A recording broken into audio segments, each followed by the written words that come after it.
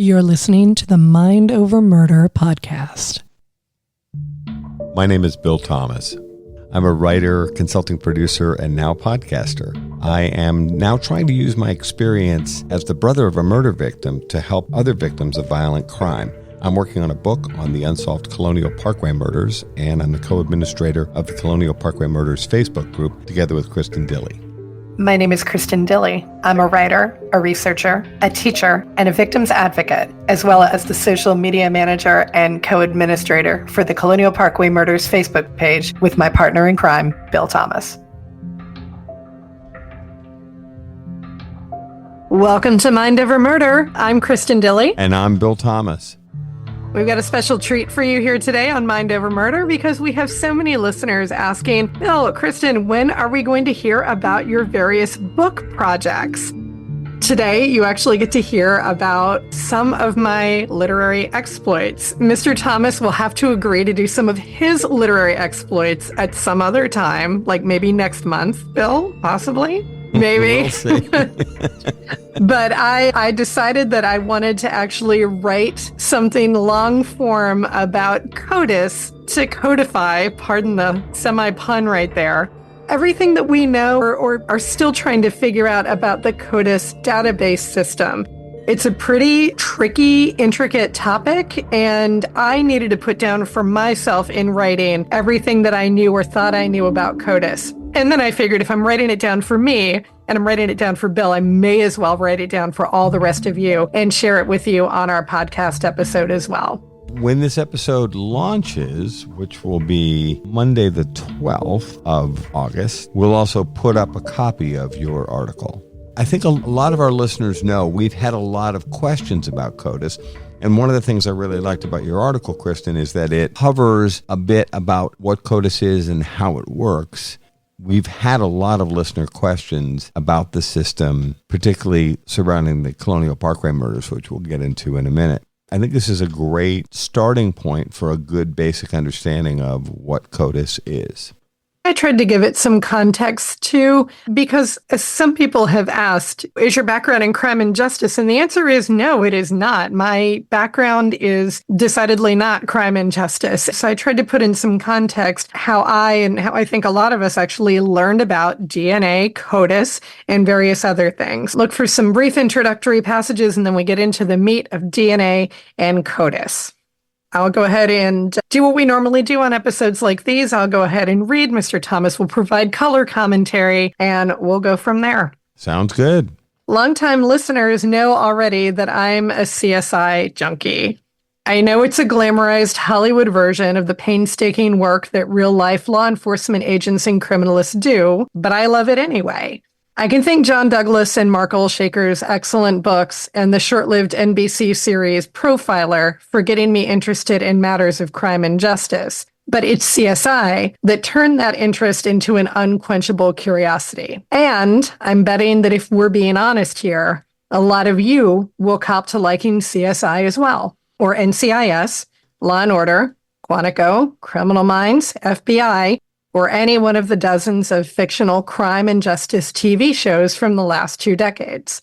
We can actually learn a lot about forensics and criminalistics from these shows. Some of the information is accurate. Some of it is decidedly not accurate. But I'd wager that what most of us know about DNA came from, or at least started with, those shows. Bill, I know you're not a CSI junkie, but does any of that kind of track for you? Did you read any of that and go, yeah, right on? It does. And then the real-life investigators and forensics experts that we've met over the last number of years have also referenced something which they run into, particularly when they're presenting in court, the so-called CSI effect, which is the influence of these programs on the expectations of juries, not judges necessarily, civilians who were in a courtroom often for the first time. And this idea that there's going to be DNA in every case and it's going to be the problem solver that it can be. So it's very interesting how much these fictionalized shows, which are incredibly popular, and I like them too. I don't have box sets of DVDs like you do, Kristin. They have carried over, their influence has carried over into real life. feel like maybe I need to also include a photo on our social media page of all of my stacks and stacks of Criminal Minds CSI and Profiler box sets, because Bill's right, I have a lot of them. The first time I visited with you some years ago, I was very impressed by your extensive collection, which has grown since. It has, and it's just part of the even bigger DVD collection. I refuse to give up my DVDs, even though we're mainly digital now. But that's another comment for another day. With recent leaps and bounds forward in DNA testing and the use of genealogical databases to break cold cases, the acronyms DNA, NDIS, and CODIS are now buzzwords in the media. But if you're still a little fuzzy on the actual mechanics of all of this, let's all get on the same page and talk about what it actually means to test for DNA at a crime scene and run it through CODIS. Everyone who took basic biology in school, or who learned their forensics from Hollywood, knows that DNA stands for deoxyribonucleic acid, the double helix of chemical base pairs, adenine, guanine, cytosine, and thymine, that make up every part of us. It is hereditary material, which means we all share parts of our DNA with our parents, grandparents, great-grands, siblings, and so on, which also means we can trace our ancestry back if we're willing to spit in a tube. Witness the popularity of Ancestry, 23andMe, and other consumer-grade DNA tests. And Bill, I know both of us found some interesting family secrets opening up to us when our respective families did some DNA testing. Yes, that would be the understatement of the year. And this is unrelated to the Colonial Parkway murders or my sister Kathy's death. Yeah, none of us learned that we had criminals in the family or anything like that, but we learned skeletons that I think our respective families would rather have kept in their closets. Is that probably accurate? Yes. And one thing I would say, I'm a big supporter of these systems, and we can thank Ancestry.com in my family for discovering a sibling that we didn't know anything about. My first word of caution, if you will, to anyone that was thinking about looking into their own family background is you have to be prepared for the unexpected. Many people, millions of people, will put their profiles into Ancestry, 23andMe, MyHeritage, there's a whole bunch of them, and may discover really interesting things about their families. But they may discover unexpected things about their families. And you have to be aware of the fact that all those cliches about DNA doesn't lie. There's an outside chance that somewhere in your family, and this happened in both of our families, Kristin's and Bill's, we discovered things that we didn't know anything about. There's a potential to unbury long-buried family secrets. There really is. Okay, DNA is contained in hair, skin, blood, and all bodily fluids. So unless you walk around sheathed in latex 24/7, you're leaving DNA wherever you go on whatever you come into contact with. This is known as Locard's exchange principle. You leave traces of yourself on everything you touch, including a crime scene, and you in return take something of that location with you. The biological evidence that you leave at a crime scene can then be collected and tested. I think we're all pretty clear on how that works, but just in case there's anyone out there who is joining the podcast like now, day one, that's how DNA works. I love the fact, and let's remember, Kristin Dilley wrote this. I love the fact that she talks about walking around sheathed in latex 24/7. When I read the article for the first time, I was like, ooh, kinky. Latex 24/7. That is not in any way where I was going with that. Thank you, Mr. Thomas. See, you're much more high-minded than I am. Oh, my God. Sheathed in latex 24/7. Oh, God. You took it to a bad place, Bill. It might not be bad. It depends on what you're into. I guess it does. I guess it does. Let it be known, though, that he's the one who took it to the bad place, not me. Oh, the National Institute of Justice, or NIJ, offers possibly the best overview of what DNA testing can offer in service of a criminal investigation. The NIJ's DNA evidence page states the following, quote, DNA does more than just identify the source of the sample. It can place a known individual at a crime scene, in a home, or in a room where the suspect claimed not to have been. It can refute a claim of self-defense and put a weapon in a suspect's hand. It can change a story from an alibi to one of consent. The more officers know how to use DNA, the more powerful a tool it becomes. End quote. And that is from the NIJ, the National Institute of Justice. So that's not news to any of us who are true crime enthusiasts. We all know DNA is the silver bullet of any police investigation. If there's DNA at the crime scene, investigators should be able to immediately crack the case, right? No. Unfortunately, that is not right. At least not always. DNA technology is moving ahead in leaps and bounds, thanks to private labs like Othram, Bodie, and DNA Labs International, to name just a few. But there are still some instances in which DNA from a crime scene cannot be tested. The sample might be too old and has degraded over time, or due to incorrect collection or handling. The sample might have been contaminated in some way that wouldn't allow for a clean or reliable result, like being stored incorrectly in a hot warehouse or in the back of someone's car. There are several reasons why DNA might not be the silver bullet in a criminal investigation. As much as Hollywood has led us to believe that DNA will always give us an answer, there are legitimately times when it can't or won't. We are sadly familiar with that truth in the Colonial Parkway Murders investigation. Not all sources of DNA evidence will yield a result. This reference, Kristin, that you're making is to the recent history in the Colonial Parkway murders. Mm-hmm. We did manage to surmount a whole series of challenges thanks to the Virginia State Police and the Virginia Department of Forensic Sciences. They took on a very challenging bit of evidence in the Robin Edwards David Knobling example. They knew that Robin Edwards had been raped, but we had a sample that was over 30 years old. It was extremely degraded just through the process of time, as well as being contaminated with seawater. Actually, several labs took a run at this and were unsuccessful. And then finally, one lab, which went unnamed, we think we know who it is, but we don't want to give credit to the wrong lab. They were ultimately able to work with this badly degraded sample that had been contaminated with seawater. It was also a very small amount of DNA left. I'm really glad that the Virginia State Police and their team made the decision to move forward, because that's led to the identification of Alan Wade Wilmer Sr. as the killer in the Robin Edwards David Knobling murder as part of the Colonial Parkway murders. And then that led to the identification of the killer, Wilmer, in the Teresa Howell murder from 1989. This is one of those situations where a kind of a Hail Mary pass ended up working out very well and has provided significant answers. As we've discussed here on Mind Over Murder before, Wilmer is also strongly suspected of being involved in the disappearance and likely homicide of Keith Call and Cassandra Haley. This long-shot DNA testing has resulted in answers which are incredibly beneficial to the Colonial Parkway Murders families. We hope that there'll be further tests and more identification, whether it's Wilmer or another offender, in the other Colonial Parkway murders. It's a big step forward to see this happen after more than 30 years.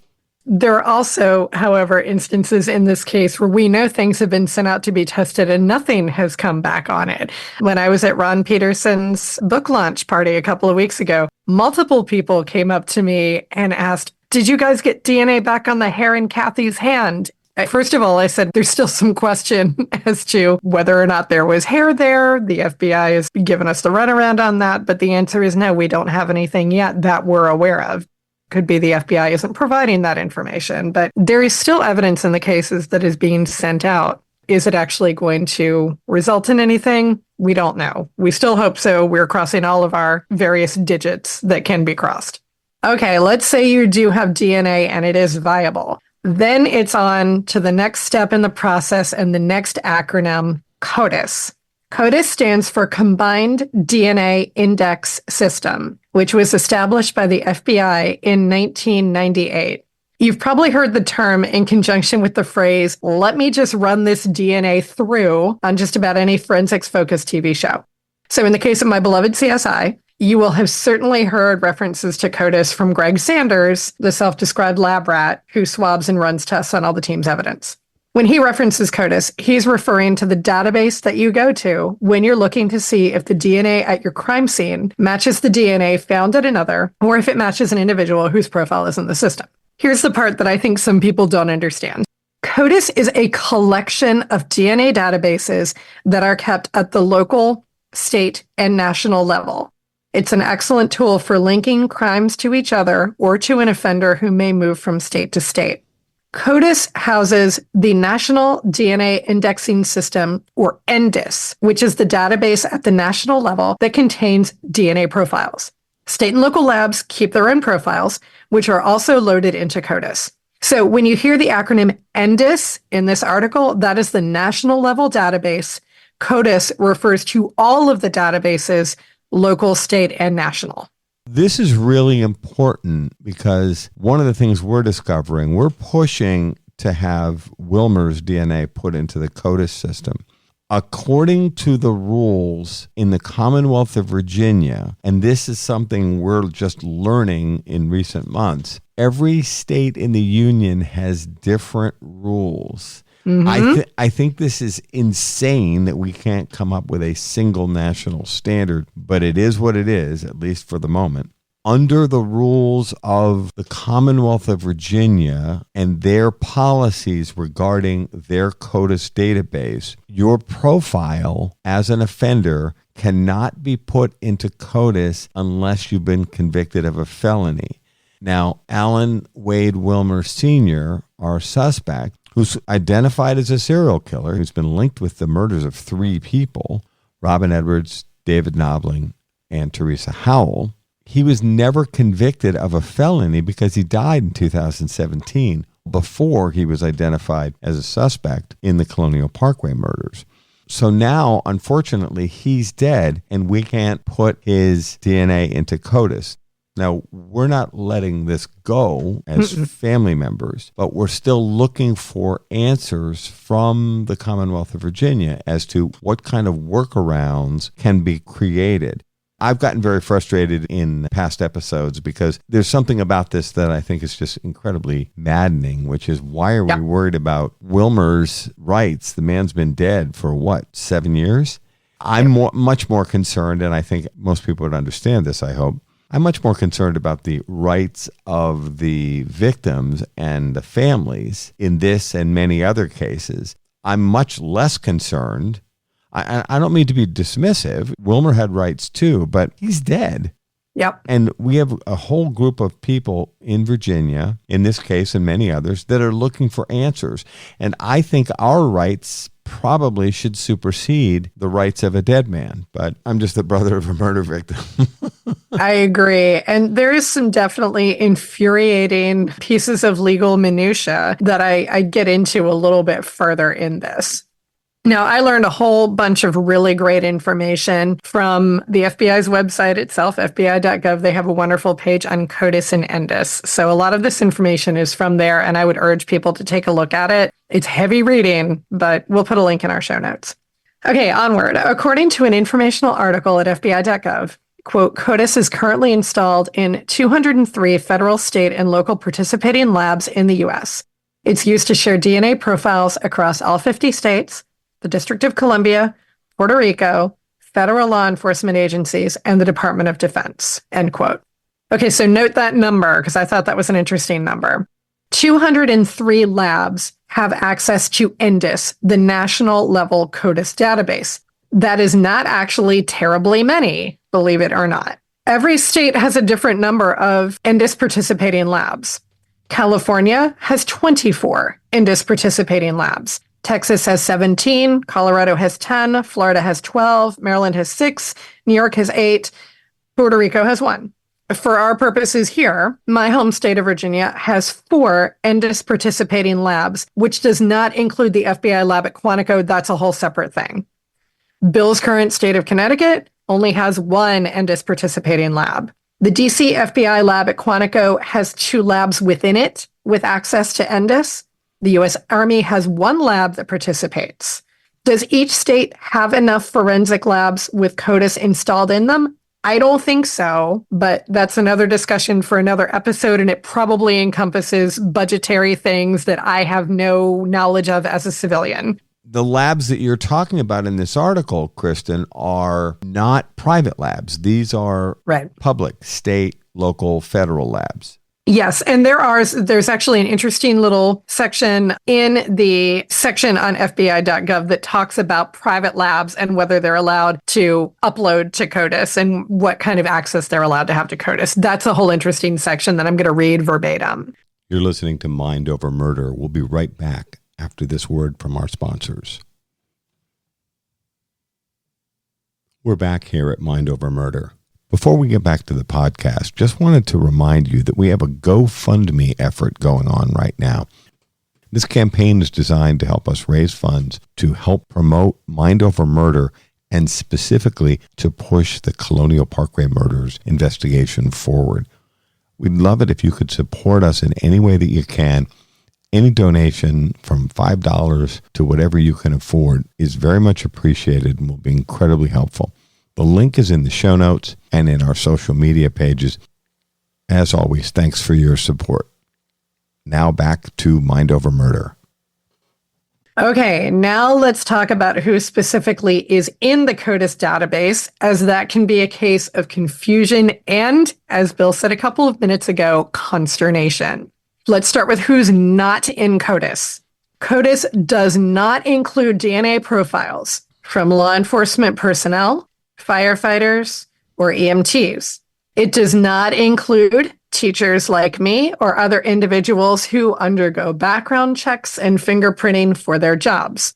Our fingerprints go to IAFIS, the Integrated Automated Fingerprint Identification System.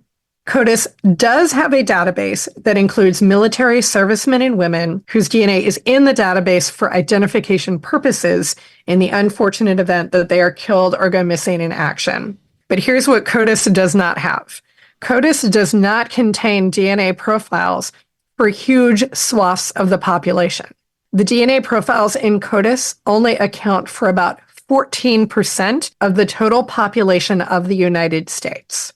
Now, a question we've been asked repeatedly, and I still don't know that I have a great answer, is are military personnel's DNA profiles in CODIS?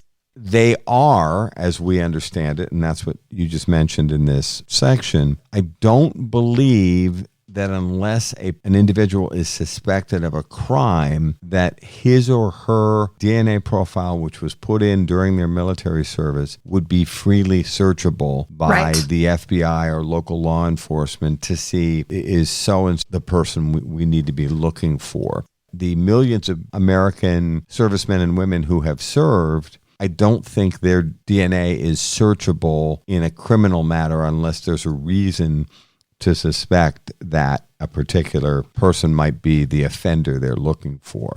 They're not just going to look at millions of people's DNA data to say, aha, there's the person we're looking for in the such and such case. I think that's a great distinction to make. I will admit that I'm a bit of a data nut, and I really enjoyed looking at the February 2024 statistics from the FBI and the NIJ for CODIS. I probably gathered way more satisfaction out of it than I should have. If you decided to look at the February 2024 stats provided by the FBI and the NIJ for CODIS, here's how the numbers would break down into the following categories. In CODIS, there is a set number of offender profiles, which come from convicted offenders, detainees, and legal profiles. There are arrestee profiles, and there are forensic profiles. And then the statistics in those little boxes also include the number of NDIS participating labs in each state, as well as the numbers of investigations aided by CODIS. And like I said, I spent way more time with this data than I should have because I found it interesting. So the FBI.gov page contains a box containing all of these stats for each state, and we will include a link in our show notes to those so that you can look up your own state. Let's just take a look at Virginia for a second. According to these most recent stats, for the CODIS system in Virginia, there are 501,024 offender profiles. And offender profiles means people who were convicted of a crime. We can go ahead and note, as Alan Wade Wilmer Sr.'s profile is not among those because he was not convicted of a crime. We would love to remedy that. Virginia also contains 3,887 arrestee profiles. Wilmer would not be among those either because, to the best of our knowledge, he was not arrested at any point. If somebody knows differently, please correct us and let us know. There are 29,121 forensic profiles in the system. That's DNA profiles from crime scenes. According to these statistics, CODIS has aided 14,333 investigations in the state of Virginia to date. If you look at all of the numbers all together, that means we're about the middle of the pack in terms of investigations aided. The highest number by far is California with 123,147 investigations aided with CODIS. Texas, Ohio, and Illinois put up big numbers as well. A lot of states have smaller numbers than Virginia. So CODIS is working for us. It's not as well as California or Texas, but they're bigger states. Virginia's looks like it's doing a pretty good job for us here. And much of that would be driven by population. Yeah, absolutely. Now, if you want the actual number of offenders in the national level CODIS database, it will not keep you in suspense any longer, but if numbers make your head spin, hang on to your hat. According to the extremely helpful articles about CODIS and NDIS at FBI.gov, here are the CODIS database stats, and this is as of January.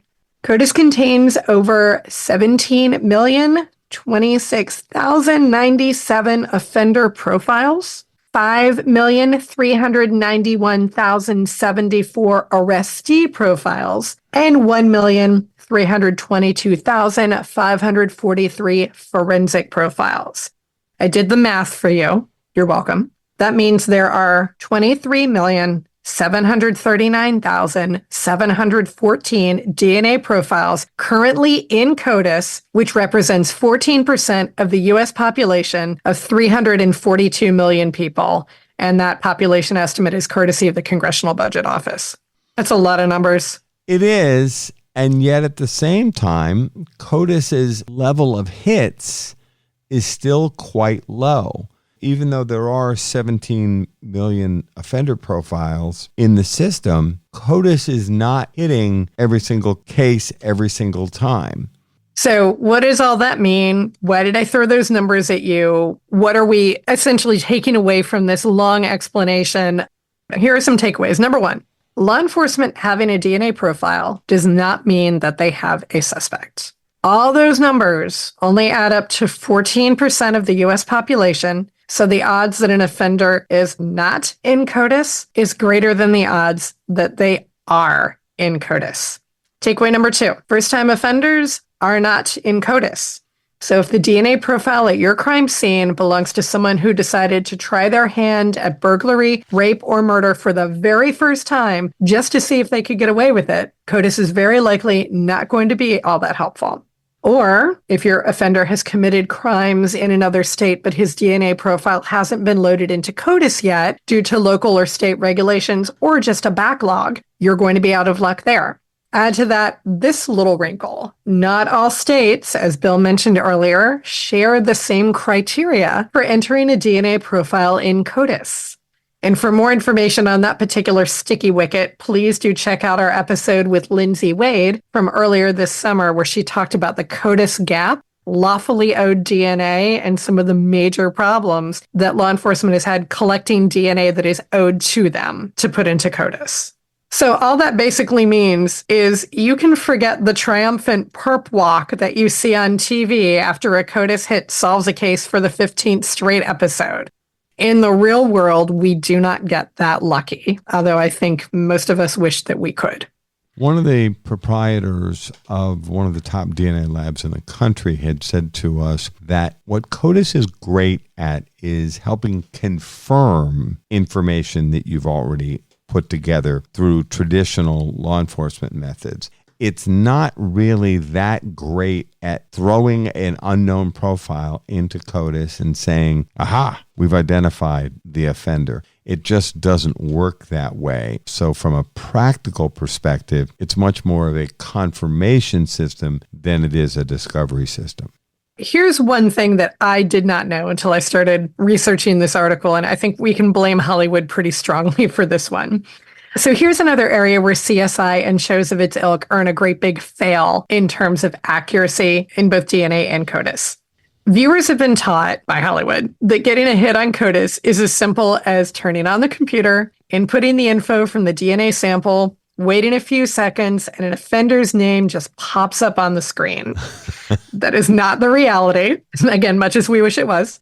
According to FBI.gov, no names or other personal identifiers of the offenders, arrestees, or detainees are stored using the CODIS software. So that means that when there is a hit on the CODIS database, the system does not spit out a name like John Q. Smith of Squaresville. Instead of a name, CODIS gives back the information that is stored on the national database: the DNA profile itself, an agency identifier, a specimen ID number, and the name of the DNA lab personnel associated with the case. We become accustomed to the idea that in just 5 short minutes or fewer, CODIS will spit out the name of the offender, which matches the DNA, and possibly a social security number, driver's license photo, and last known address, which will lead to an immediate and dramatic arrest. And that simply is not how this works. No. This is one of those things that's just maddening, because we've had some experience now with identifying offenders through this very valuable system. But it's not a 2-minute exercise in a very colorful lab with extremely attractive lab technicians, both male and female, with no blood on their clothes ever. All of whom are very well dressed, properly and highly caffeinated. Exactly. Able to go into nightclubs afterward. Yeah. And of course, our friends that have worked for these agencies have also said, we also don't fly around in Learjets like they do on the TV shows. Don't have big Explorers that are packed with all this state-of-the-art gear. No. We're not saying that some elements of those pieces of equipment aren't part of the mix, but it's nowhere near as big, fancy, or fast as you're led to believe from watching your favorite law enforcement procedural. Although I do think it's really cool that all of the equipment shown on CSI actually works. It's actually accurate. And our friend Jared Bradley had his wonderful vacuum, the MVAC, featured on an episode of CSI in season 14, I think it was. There is accuracy there. It's just how quick the process happens that's not accurate. Of course, if anybody can attest to that, it's us. These shows give you this super attenuated version of how quick this process is. Remember, they're trying to solve a case in 48 minutes. They've got to leave room for commercials. Yeah. We can tell you for sure that it isn't that fast. It's a slower, more methodical process. Even the data that comes back to them, if they do get a hit, all it says is you need to contact so-and-so for more information about where this evidence, there's an apparent match, came from. There's going to be a lot more research involved. So we're talking weeks or months here, not 3 minutes. As much as we love the idea of finding some Indus cooperating lab, sneaking in there in the dead of night and plugging in Alan Wade Wilmer's DNA into CODIS, we couldn't do that. We have absolutely no idea how to do that. I would not know where to get that information. If I had it, it's just not. We love this idea of immediate gratification. I do think that eventually, if they put Wilmer's name into CODIS, it will light up like an effing Christmas tree, as I believe one of our behind-the-scenes friends has said. But it's going to take some time, I think, and probably some maneuvering on our part to find someone who's going to be willing to take on the CODIS gap. So DNA and all of its ins and outs is an enormously intriguing field of study, but as I've shown you in the last couple of minutes, it's complicated and too much so for one episode. So we're going to wrap it for now, but this will not be the last that you'll hear from us on CODIS, that infuriating CODIS gap, and other issues that are important to us as podcasters, family and friends of victims, and victims advocates. So we'll keep digging into the crime and justice topics that fascinate us and you, and bring you the inside scoop one podcast at a time, as we've always done. We do encourage you to take a look at the information on DNA in CODIS that is compiled by the good folks over at the NIH, National Institute of Health.gov, and NIJ, the National Institute of Justice. Everything you want to know about DNA and forensics can be found on those 2 pages. The FAQ section on CODIS and NDIS on FBI.gov is a heavy read, and it is a long one, but it is well worth your time if you're interested in the ins and outs of CODIS and NDIS. I also spent some time with the Virginia Law Enforcement Code, and that's also really challenging to read with a lot of different appendices and things like that, but you can definitely take a look at all of the different state codes for Virginia if you want to see the ins and outs of how our state actually works. If you're ever looking for an answer to the question, how do you know when you've become a law enforcement geek? There's your answer. Yes, exactly. Anybody who's sitting and taking the time to Google, what was I Googling?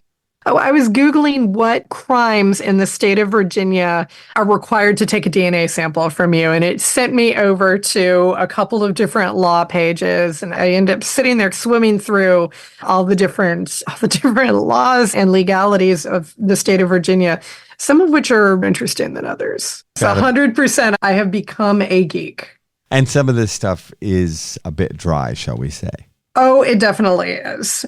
For anybody who really wants to get into the Code of Virginia, go to virginialaw.gov. Pay special attention to the sections labeled 18.2 Crimes and Offenses Generally, 19.2 Criminal Procedure. Lots of great stuff in there. And if you need a way to, combat insomnia, that'll do it.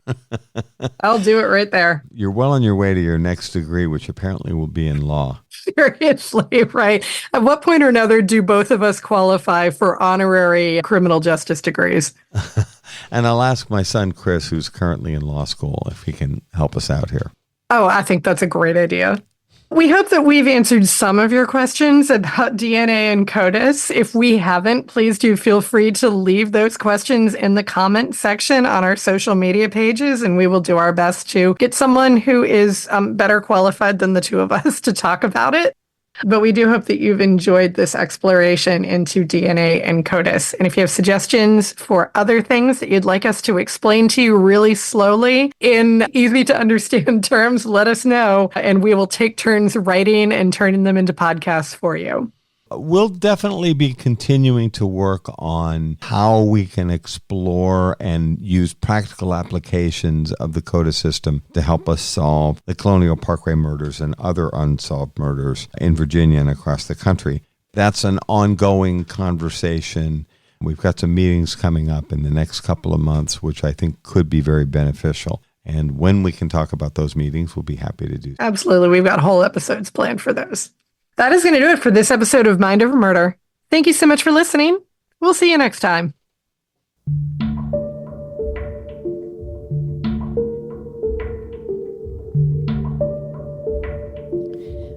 Mind Over Murder is a production of Absolute Zero and Another Dog Productions.